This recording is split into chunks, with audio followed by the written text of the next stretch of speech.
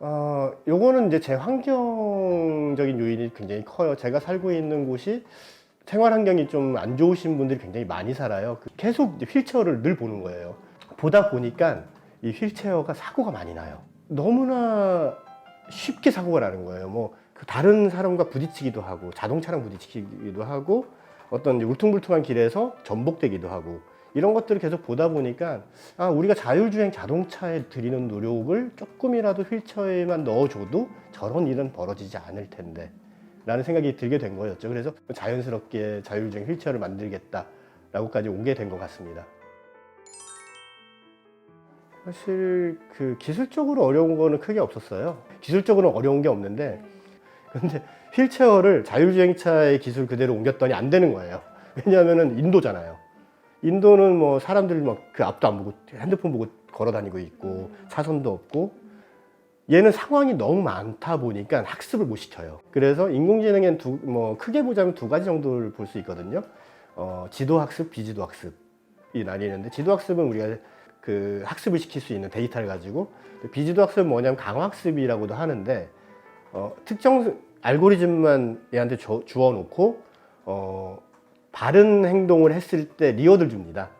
그 다음에 틀린 행동, 예를 들어 벽에 부딪혔다 그럼 마이너스 줘요. 그래서 점점 잘 가는 방향으로 스스로 학습할 수 있는 거를 넣어야지만 그 자율주행이 가능하더라고요. 이게 가장 기술적으로 어려운 부분. 이거 앞으로도 풀어야 될 가장 어려운 숙제로 남아있는 거죠. 기존의 전동 휠체어를 가지고는 비행기를 못 합니다. 왜냐하면 120kg예요, 걔가. 화물로 붙여야 돼요. 그러니까 내 휠체어를 가지고 비행기를 타고 여행을 못 가는 거죠. 그리고 자동차에도 못 실잖아요. 목표는 그거예요.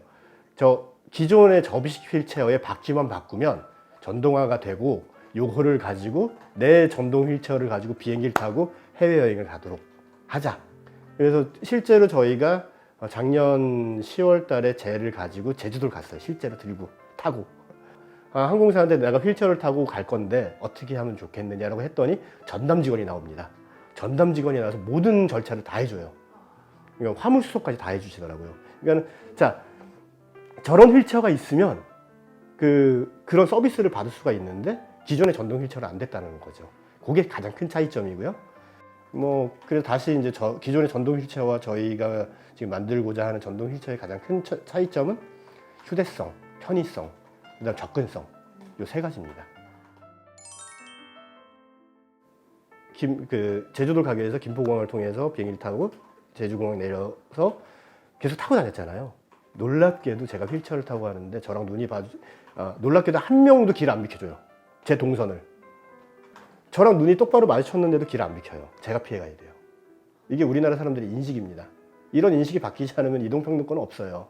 사실 기술적으로 풀 수 있는 걸 쉽게 풀 수 있어요. 이게 시간만 들 뿐이지 결국은 풀리거든요. 근데 인식은 이게 시간이 들어서 풀리는 문제가 아니잖아요. 그러니까 남에 대한 배려가 되게 중요한 건데, 이번에 작년에 갔다 와서 굉장히 크게 느꼈어요. 그런 게 없구나, 우리는. 이동 권리에 대한 이야기를 마무리 짓고 싶다라는 게 목표예요. 휠체어만 가지고는. 근데 위지진이라는 회사가 휠체어만 하는 건 아니거든요. 그래서 저희가 지금 모토로 잡고 있는 캐치플레이는 딱 그겁니다. 독립적이고 보편적인 기술. 저희가 기술 자체가 전부 오픈되어야 된다고 보고, 누구든지 접근 가능할 수 있어야 된다라는 게 목표예요. 그래서 2023년도에 저희는 자율주행 휠체어 기술을 다 개발을 할 거지만, 그때 다 공개를 할 겁니다. 퍼블릭 라이센스로 공개를 할 거고, 누구든지 쓸 수 있게. 인공지능이죠, 결국에는. 자율주행이라는 기술 자체가. 이거를 하기 위해서는 딱 두 가지밖에 안 필요해요. 수학, 영어. 근데 중요한 거는 그거예요. 그러니까 관찰을 잘 해야 됩니다. 개발자라면 사소한 것도 놓치면 안 되거든요. 그러니까 면밀히 모든 부분을 살필 수 있는 능력을 어려서부터 키워야 되는 거죠. 의문을 가져야 돼요. 왜? 그러니까 질문을 잘하는 방법을 깨우치는 게 중요하다고 생각합니다. 그러니까 면밀히 관찰하고 질문을 잘하고 궁금증을 가지고, 요거 세 가지만 가지면 그러니까 인공지능을 하는 것에도 도움이 되겠죠. 다른 걸 할 때도 다 도움이 되실 거예요.